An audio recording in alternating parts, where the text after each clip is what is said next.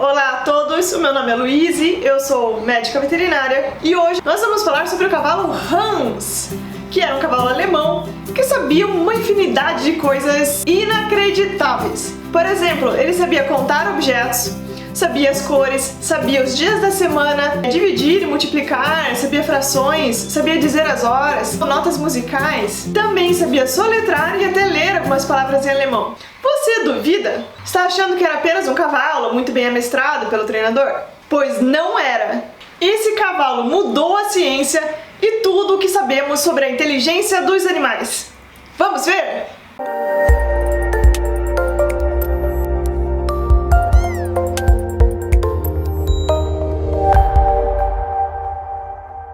Hans nasceu no final do século XIX.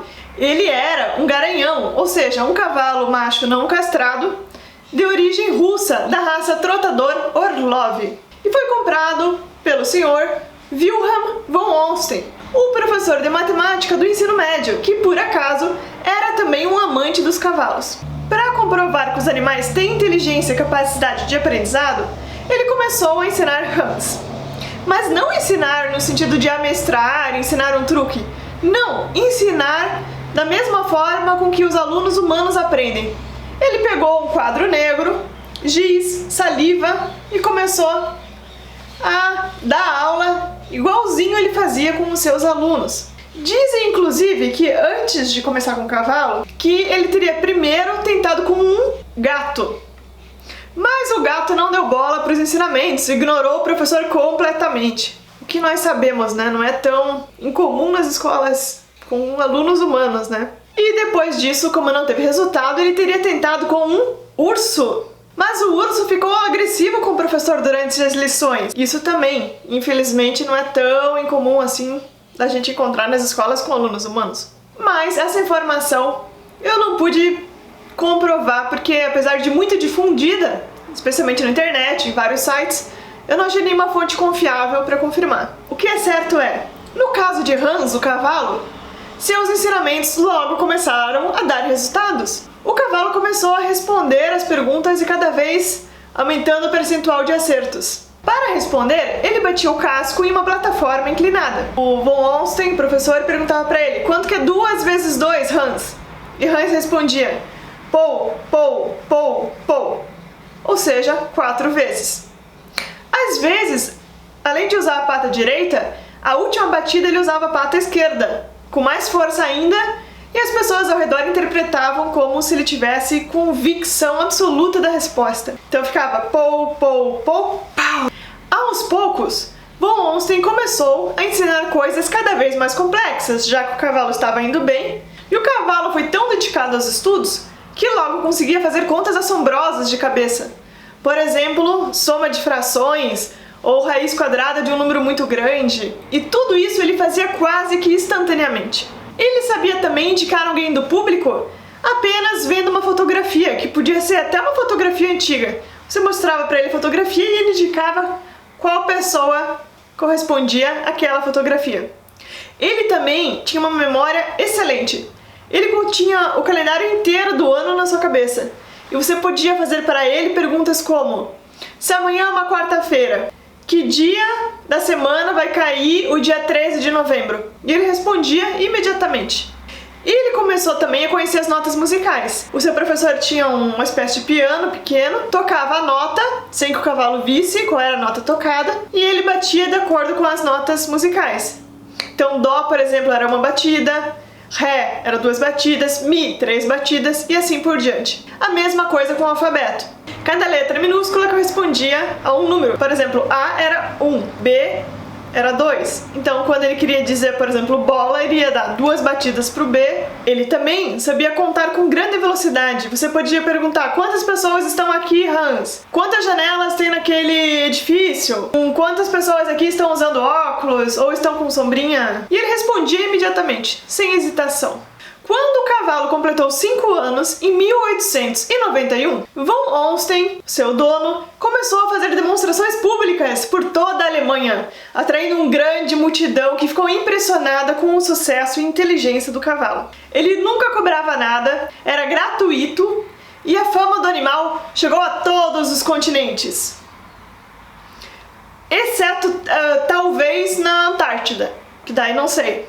Enfim, saiu em todos os jornais, em vários lugares, em vários países, e uma coisa chamava muita atenção. A maioria dos treinadores, por exemplo, os de circo, eles não deixam as pessoas assistirem o treinamento. Claro, um dos motivos, hoje nós sabemos, é porque existe muita crueldade no treinamento de animais para circo. Circo legal, não tem animal. Mas enfim, um outro motivo era que os animais, na verdade, não sabiam de fato aquele conhecimento.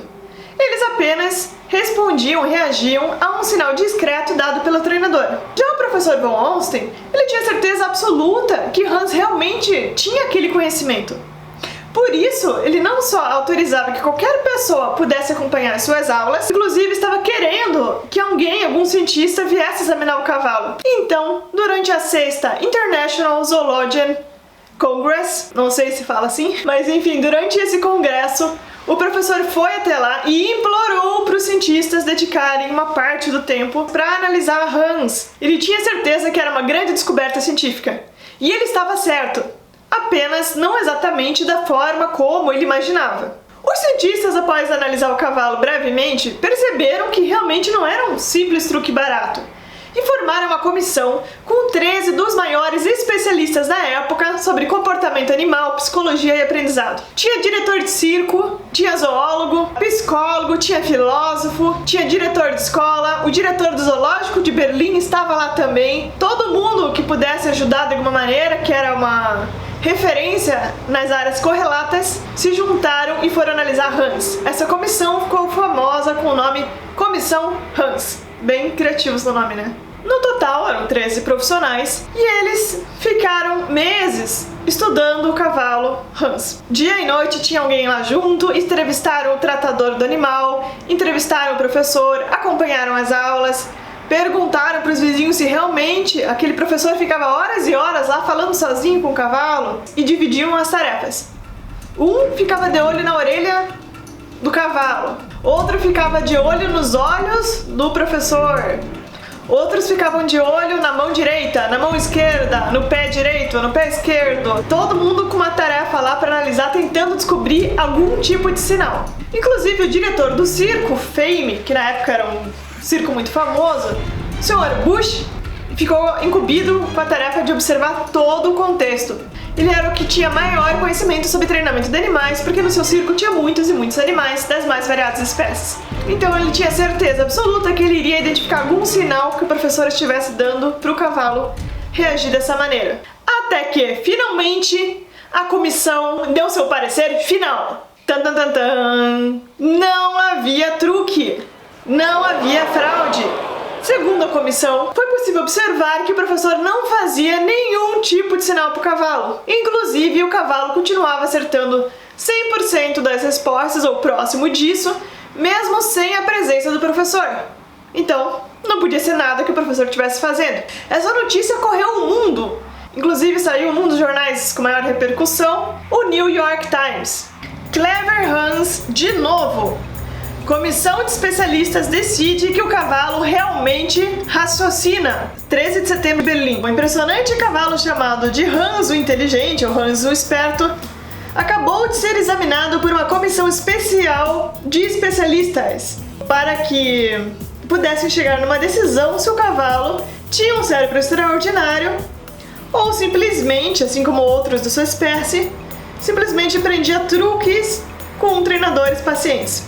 A comissão então liberou uma declaração que, em sua opinião, não existe nenhum tipo de truque na performance do cavalo e que os métodos empregados pelo proprietário, Sr. von Holstein, durante o ensino de Hans, variavam significativamente daqueles utilizados por treinadores e correspondem aos métodos utilizados no ensino de crianças em escolas elementares. E daí menciona ainda que o Sr. Bush, do Circus Fame, da comissão, havia admitido publicamente que ele era extremamente cético sobre o assunto, mas depois ele admite que ele estava errado. New York Times, publicado em 1904. Durante algum tempo após essa declaração da comissão, Hans gozou de fama internacional como um cavalo com inteligência superior. O cavalo virou uma celebridade e até mesmo fizeram um cartão postal de Clever Hans. Mas você ainda ainda não acredita que o cavalo realmente conseguia fazer tudo isso, não é? Pois então, um psicólogo alemão também não acreditou. Seu nome, Oskar Funst. Após a conclusão da análise pela comissão, ele começou a se interessar no assunto e chegou ao ponto de reunir uma equipe e ir conhecer esse cavalo ao vivo. O professor von Onsten, proprietário do cavalo, deu acesso total ao cientista pelo tempo que fosse necessário para avaliar Hans. Apesar de que ele tinha algumas exigências. Por exemplo, antes de pedir para o cavalo responder, o examinador tinha que confirmar com Hans se ele tinha entendido a pergunta. E o cavalo respondia que sim, com a cabeça. Daí sim, você podia pedir a resposta. Além disso, o examinador, depois de cada resposta correta, deveria recompensar Hans com um pouco de pão ou cenoura. E só o examinador que fez a pergunta poderia dar o alimento para Hans. Outra regra, nunca poderia usar um chicote no Hans. No livro de Oskar Funst, que ele publicou um livro com as descobertas dele depois do trabalho com o cavalo, ele cita que nunca o cavalo poderia ser chicoteado. Os visitantes podiam andar livremente se eles desejassem, inclusive chegando próximo do cavalo e do seu mestre, um homem entre 60 e 70 anos de idade. Ele tinha a cabeça já branca, usava um chapéu preto. Do seu lado estava o animal, um trotador russo, que permanecia ali como um pupilo dócil, que era manejado não pelos meios do chicote, mas por encorajamento gentil e recompensa frequente de pão ou cenouras. O Hans decididamente possuía individualidade. Ele nunca havia sentido o chicote e então frequentemente persistia em responder por querer de forma errada as questões mais simples e um momento depois resolver com grande facilidade alguns dos problemas mais difíceis. E aqui novamente fica bem claro que isso impressionou o Oskar, porque ele cita 3 vezes isso no livro. Como recompensa pelas respostas corretas, Hans recebia do questionador, e somente dele, um pouco de pão ou cenoura. E algumas vezes também um torrão de açúcar. Nunca um chicote era aplicado. Hans sabia bastante de alemão, mas desconhecia o francês ou o latim, então não adiantava você fazer perguntas nessas línguas, que ele não iria te responder. Embora mais de 40 pessoas diferentes já tivessem obtido respostas corretas por parte do cavalo, muitas ficavam sem resposta. Segundo o professor von Onsten, isso era porque Hans era dotado de uma personalidade muito forte e única, e se ele não confiava ou não respeitava a pessoa, ele não iria responder mesmo. Se o entrevistador estivesse em dúvida ou não soubesse a resposta correta, Hans se aproveitaria desse fato para fazer brincadeiras com o examinador, respondendo coisas absurdas para pregar uma peça nele. Hans tinha senso de humor. Além disso, segundo o professor, ele era ambicioso, pois quanto mais gente havia ao redor assistindo, melhor o índice de acertos do cavalo. Afinal, ele não queria fazer feio na frente de todo mundo, certo? O número mais difícil para Hans responder corretamente era quando a resposta era número 1, o que era mais uma prova na visão do professor que o cavalo não gostava de perguntas fáceis. Era preciso paciência com Hans, alertava o dono. Uma vez, na frente de grande público, Hans respondeu a seguinte pergunta: de que lado está a sua cabeça? E ele respondeu: para baixo. Em seguida foi perguntado: e de que lado estão suas patas? E ele respondeu: para cima. A conclusão, no caso, foi que Hans estava se divertindo às custas das pessoas. Cientes do temperamento difícil do cavalo e com o apoio do conde Zu Castel e do famoso zoologista explorador da África, caçador, infelizmente, Carl George Schillings. Ele foi um dos que logo o cavalo ganhou grande confiança e respondia tão bem quanto respondia ao seu mestre, o professor von Onsten. Eles passaram então a testar Hans 4 vezes por semana e nos outros dias eles faziam médias e cálculos e tabulavam os dados. Para tentar isolar o ambiente e deixar um pouco mais científico, eles construíram uma tenda em cima da área onde ficava Hans, atrás da casa do Sr. von Onsten. Infelizmente, essa tenda acabou atrasando ainda mais os experimentos, porque quando batia o vento forte, Hans ficava tímido por causa do barulho do vento na lona e se recusava a responder também.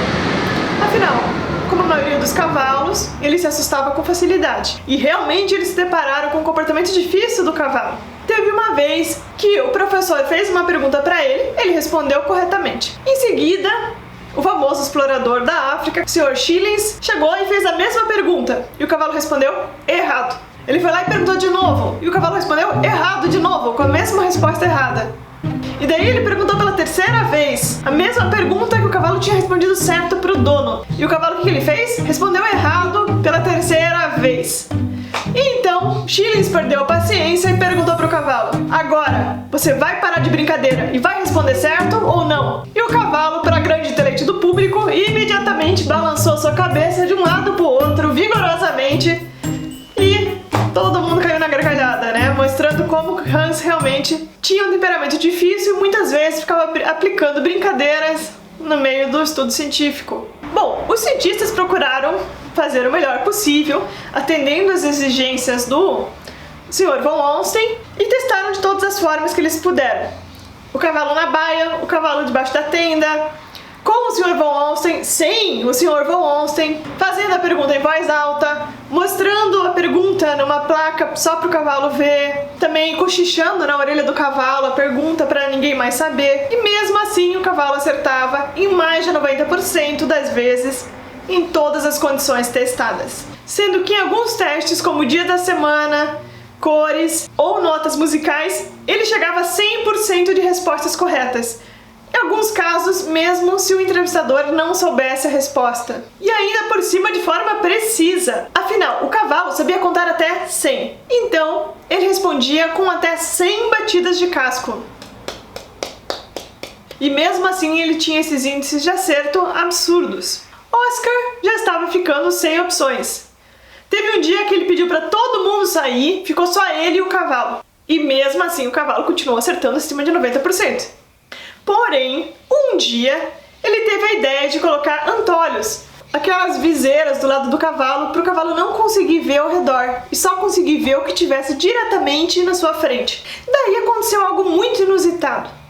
O cavalo ficou muito nervoso, ficou agressivo, deu mais de uma mordida nos cientistas. Ele empinou, se você tentava amarrar ele para ele não conseguir ver as pessoas, ele chegava a romper a corda. Quando você tentava direcionar ele para um lado, para ele não conseguir ver o examinador do outro, ele se contorcia inteiro a cabeça de todos os ângulos para conseguir ver. Então não teve jeito de conseguir 100% de perguntas sem que o cavalo visse o examinador. Mas eles fizeram uma equipe onde eles votavam se o cavalo tinha visto ou não. E daí tabularam as respostas. Um total de 102 testes foram realizados com antolhos largos. Em 35 desses, o experimentador certamente não foi visto, e 56 casos ele foi visto, e os outros 11 ficou na dúvida. Quando Hans não tinha visto o examinador, ele respondeu apenas com 6% de forma correta, ou seja, apenas 2 casos. Já na segunda categoria, onde ele conseguiu ver o examinador com certeza, ele chegou a 89% de respostas corretas. Ou seja, assim que Hans perdia o contato visual com o examinador, ele não conseguia mais responder. Essa era a chave. Oscar estava convencido que o cavalo estava vendo algum sinal visual para poder responder as perguntas. Porém, o professor von Ornstein insistia que o cavalo apenas estava nervoso porque ele não conseguia ver ninguém, e ele não estava acostumado com isso. Para tirar a dúvida de forma definitiva, Oscar fez mais 2 testes. No primeiro, ele foi lá no ouvido de Hans e sussurrou um número que só o cavalo conseguiu ouvir. Depois, ele saiu da sala e pediu para o próprio professor von Ornstein perguntar para Hans que número ele tinha ouvido. Hans não conseguiu acertar nenhuma das vezes. Um outro teste que Oscar fez foi o seguinte: ele escreveu no papel um número e mostrou para o cavalo. Só Hans viu qual era esse número. Depois, uma outra colega da equipe dele fez a mesma coisa. Escreveu um outro número, mostrou para Hans. E perguntaram para ele quanto que é a soma desses 2 números.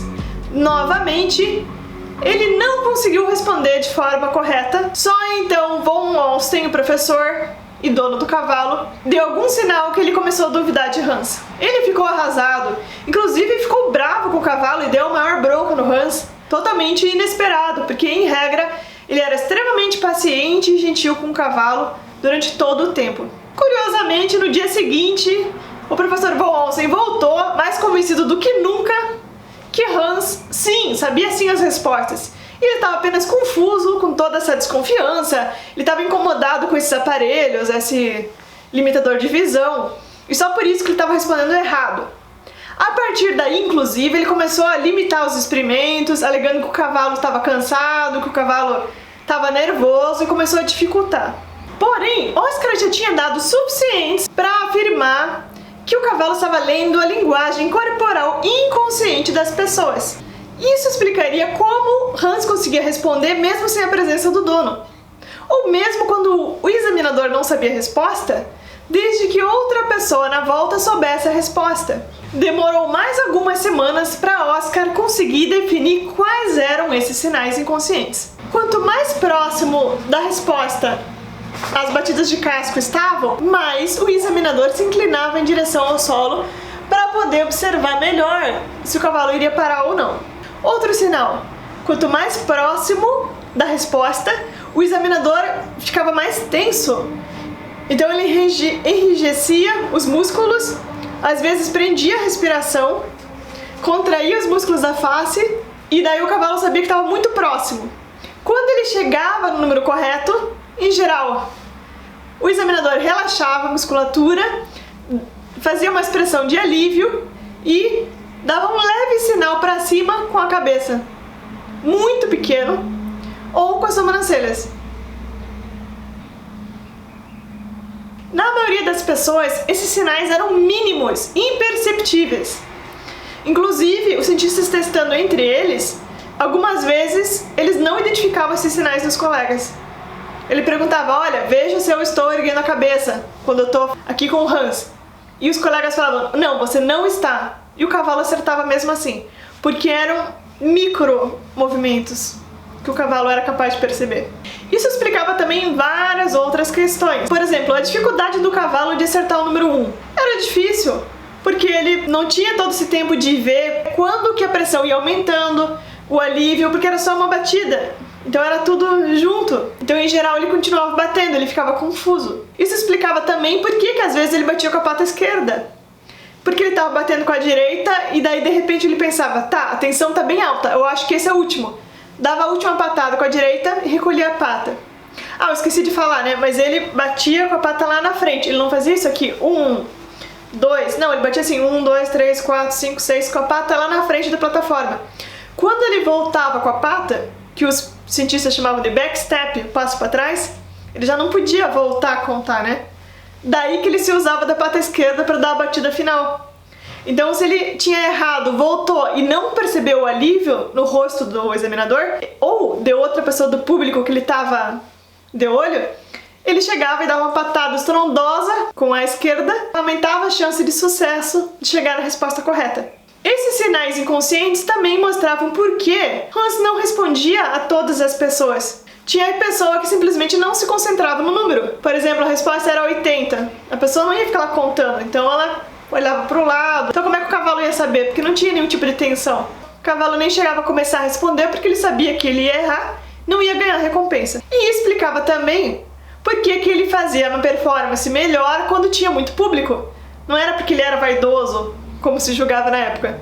E sim porque quanto mais gente tinha, mais nervoso ficava o examinador. Por quê? Porque ele não queria falhar miseravelmente na frente de toda aquela gente. Então ele ficava mais nervoso que o normal e isso exacerbava os movimentos dele. Então ficava mais fácil para Hans acertar o número correto. E em relação às perguntas respondidas com sim ou não, Oscar descobriu também, depois de algum tempo, que as pessoas tendiam a movimentar a cabeça bem de leve, de acordo com a resposta que elas esperam. Então, quando o colega dele, o zoologista Schillings, perguntou pro Hans: você vai parar de brincar agora, vai responder correto? Ele achou que o cavalo ia dizer que não, porque já tinha respondido errado 3 vezes. Ele tinha certeza que Hans estava brincando com ele. Quando você fazia assim um mínimo movimento para cima ou para baixo, no sentido vertical, o cavalo respondia que sim. E isso, aliás, essa exigência, né, do von Olsen, que o cavalo respondia melhor quando você confirmava que ele tinha entendido a pergunta, era exatamente isso. Porque que são a grande maioria das pessoas, tem a tendência de dar algum sinal inconsciente, o suficiente para o cavalo entender que era para responder que sim, seria suficiente também para ele acertar que número a pessoa estava pensando, que número a pessoa estava esperando. E no no caso das cores indicadas, esse demorou um pouco mais, mas ele chegou na seguinte conclusão. Tinha várias cores, né, uma do lado da outra, e Hans tinha que ir em direção à cor indicada, pegar com a boca e trazer de volta.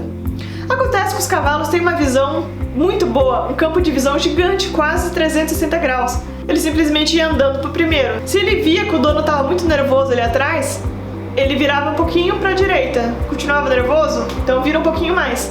O dono dava uma sensação de alívio? Então ele ia direto naquele, continuava o caminho dele, pegava com a boca e trazia de novo. Simples. E para tirar qualquer dúvida, chegou um ponto em que Oscar estava tão consciente de todos esses sinais que ele, usando de forma exagerada e consciente, ele conseguiu fazer com que Hans desse qualquer resposta que ele quisesse. Sim, não, pegar qualquer cor, responder qualquer número, só exagerando os movimentos que ele tinha identificado. Por exemplo, levantando a sobrancelha ou a questão da inclinação do tronco. Assim, ele resolveu o grande mistério. Hans, na realidade, não sabia responder de forma independente todas aquelas contas difíceis e aquelas respostas complicadas. Mas ele conseguia fazer algo muito mais complexo e inacreditável: identificar pequenos sinais corporais involuntários de seres humanos, inclusive de pessoas que ele nunca tinha visto antes na vida. Para vocês terem uma ideia de quão incrível era esse cavalo, o próprio Oscar, mesmo sabendo todos os sinais que o cavalo estava usando, quando ele perguntava algo para o cavalo, tentando não fazer o mínimo movimento, ainda assim o cavalo acertava. Bastava ele se concentrar no número correto. Se ele tivesse, a resposta é 3. Se ele estivesse pensando, é 3, é 3, 3, o cavalo acertava. Mesmo que ele ficasse totalmente imóvel na concepção dele. Isso é incrível. O curioso ainda é que o próprio Oscar, ele mesmo fingiu ser um cavalo. Sim, ele fingiu que ele era o Hans e pediu para várias pessoas pensarem num número, se concentrarem no número que ele iria responder batendo a mão, igual o Hans fazia batendo o casco, para ver se ele conseguia acertar a resposta. Ele fez isso com várias pessoas, alunos de filosofia, crianças de 6 anos de idade, senhores, várias pessoas. As pessoas não sabiam o que ele estava fazendo, mas as pessoas ficavam de olho na batida de mão para ver se ele acertava, e ele ficava de olho no rosto das pessoas, que era exatamente o que o cavalo Hans fazia. E adivinhem só, ele conseguiu excelentes resultados, muito acima do que se fosse aleatório. Ele chegou a 75% de respostas corretas. Mas fica aquela questão, né? 75%? Bacana, né? Mas Hans conseguia acima de 90%. Isso é que é fantástico! Pensem, um cientista da área de humanas, especialista em pensamento e cérebro humano, um psicólogo, que estudou durante meses linguagem corporal humana, que tinha identificado todos os sinais, que tinha trocado ideias com a sua equipe maravilhosa, consultado livros, artigos científicos, falando com uma pessoa da mesma espécie que a dele, ele e o outro eram Homo sapiens, com todas essas vantagens, o cérebro do Homo sapiens e tudo mais, ele ficou abaixo, bem abaixo dos resultados de um cavalo. Gente, um cavalo! O coitado do Hans nunca tinha estudado nada na vida, nunca tinha lido nada a respeito de linguagem corporal, não podia trocar ideias com ninguém, ainda falando com um hominídeo, uma pessoa que anda em 2 patas, ou seja, uma espécie completamente diferente da dele. Ainda assim o cavalo dava pau nos outros quando chegava em questão de acertar qual seria a resposta correta. Sim, é verdade, ele não sabia usar o calendário nem dizer as horas, mas isso basta você ter uma calculadora e um calendário na parede que você faz. O difícil, que é difícil para todo mundo, é identificar esses sinais sutis, esses nuances da linguagem corporal da nossa própria espécie. Isso é muito difícil e não existe ainda uma máquina, um computador que faça. Como eu falei no início, não era um truque barato que o treinador dele havia ensinado. Não! Hans aprendeu sozinho todas as nuances da linguagem humana, mesmo e especialmente as involuntárias e imperceptíveis aos olhos dos outros humanos, com uma precisão assombrosa, e nem o próprio dono, nem uma comissão inteira de especialistas conseguiu perceber isso. A descoberta do psicólogo Oscar Funst mudou os métodos científicos para sempre. Hoje nós sabemos que se o avaliador tem alguma expectativa ou espera uma determinada resposta, influencia sim em como os animais vão responder e também em como os seres humanos vão responder. Nós damos sinais imperceptíveis, mesmo que a gente não queira, sobre que tipo de comportamento ou resposta nós esperamos. Isso se chama hoje, em homenagem a esse brilhante animal, efeito Clever Hans, que clever do inglês quer dizer o esperto, o inteligente. A partir daí, surgiram os estudos chamados de duplos cegos, onde nem o avaliador e nem o indivíduo avaliado sabem qual seria a resposta correta ou a resposta esperada. Por exemplo, digamos que se está testando um medicamento novo para dor de cabeça. Os indivíduos testados, aqueles que recebem o medicamento, eles não sabem se eles tomaram placebo ou o medicamento real. Mas o avaliador, que vai perguntar para ele se diminuiu a dor ou se aumentou a dor, quais foram os efeitos, se ele está melhor ou não, também não pode saber se ele tomou um placebo ou um medicamento real. Senão ele vai influenciar da forma como ele pergunta, com microexpressões corporais, ele vai influenciar a pessoa analisada a responder de uma determinada maneira.